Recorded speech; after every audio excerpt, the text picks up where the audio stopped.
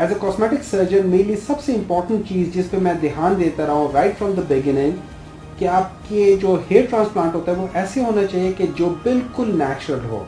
सबसे पहले इन 2002 में मेरा पहला लेक्चर मैंने ISHRS में न्यूयॉर्क में दिया था और उस पे जो लेक्चर का टॉपिक था वो सब basic concepts of hair transplant के बारे में था।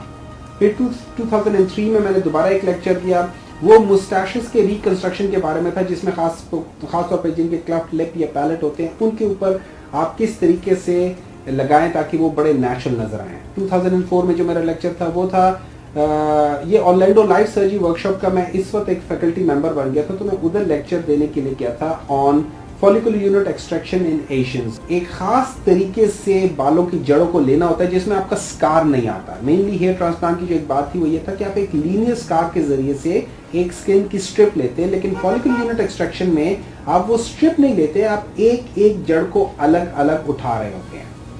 फिर मेन ब्रेक थ्रू जो हमारी नेचुरलनेस की थी वो हेयर ट्रांसप्लांट की आई थी इन 2005 में, जो मैंने सिडनी में एक लेक्चर दिया था, and that was on the curvature of the hair shaft in natural looking hair transplant surgery। इससे पहले यह था कि लोग 3 या 4 चीजों के ऊपर जोर देते थे। एक होता था कि स्ट्रेट हेयर लाइन ना हो, ब्रोकन डाउन हेयर लाइन हो, एंगल ऑफ एग्जिट जो होता है, जो कि बाल अभी अगर यहाँ माथा है तो इसमें बाल किस एंगल से निकलते हैं, तो उसमें एक्यूट एंगल के बारे में है, तो वो चीज थी। तीसरी चीज थी कि डेंसिटी होनी चाहिए।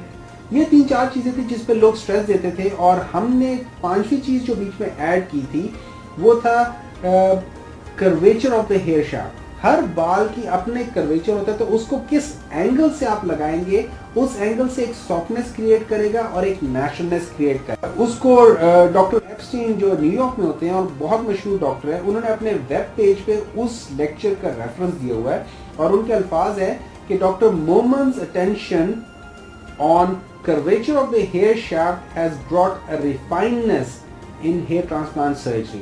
और that was a moment of great आप ये समझ लें कि फख्र की बात थी मेरे लिए कि एज अ पाकिस्तानी एक अमेरिका में एक डॉक्टर अपने वेबसाइट पे एक पाकिस्तानी डॉक्टर के लिए ये अल्फाज इस्तेमाल कर रहा है। 2006 में मेरे ख्याल में मेरा लेक्चर हुआ था इन ऑर्लैंडो लाइव सर्जरी में, जिसमें मैंने ट्राइकोफैटिक स्कार क्लोजर पे एक लेक्चर दिया था और अपने रिजल्ट दिखाए थे। एंड उसकी सबसे बड़ी बात ये थी कि उसमें वो ऐसे थे कि अगर एक दो आप बालों को बहुत छोटा कर दे, 2 मिलीमीटर तक भी ले जाए, तो आपका स्कार नजर नहीं आता। इसका ये मतलब नहीं है कि स्कार है नहीं, इसका मतलब ये है कि स्कार इतना रिफाइन हो जाता है, उस स्कार के अंदर से बाल इस डायरेक्शन में निकलते हैं कि आपको वो स्कार नजर नहीं आता।